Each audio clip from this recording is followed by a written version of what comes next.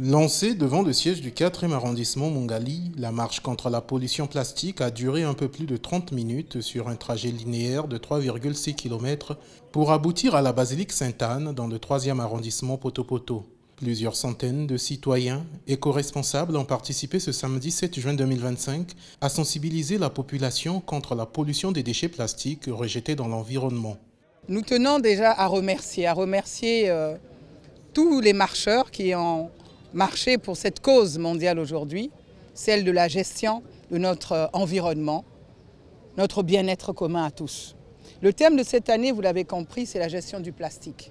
Plastique qui prend près de 1000 années à pouvoir se dégrader dans l'environnement.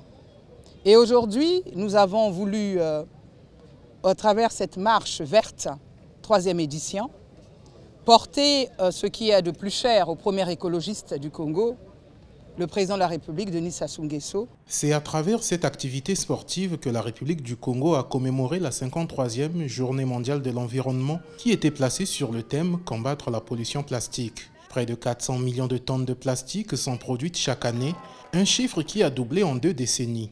La République du Congo n'est pas un bon élève en la matière et les partenaires sociaux du gouvernement l'encouragent à multiplier les actions sur le terrain.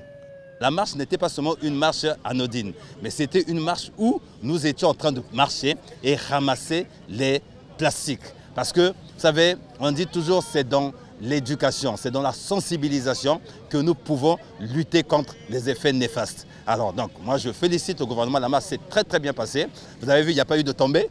C'était vraiment une marche de sensibilisation.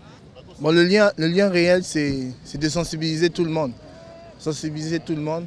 Nous avons un slogan, agir aujourd'hui pour un Congo durable et sans déchets. C'est pour sensibiliser tout le monde, pour ne pas jeter des déchets plastiques dans la rue, à les mettre dans les poubelles. Divers défis restent à relever par le gouvernement de la République du Congo, allant de la collecte à la transformation en passant par le tri des déchets plastiques, afin d'en faire une source de création de la richesse. La pollution plastique est un problème mondial grave. Environ 81% des produits en plastique finissent en déchets en moins d'1 an et seulement 9% sont recyclés.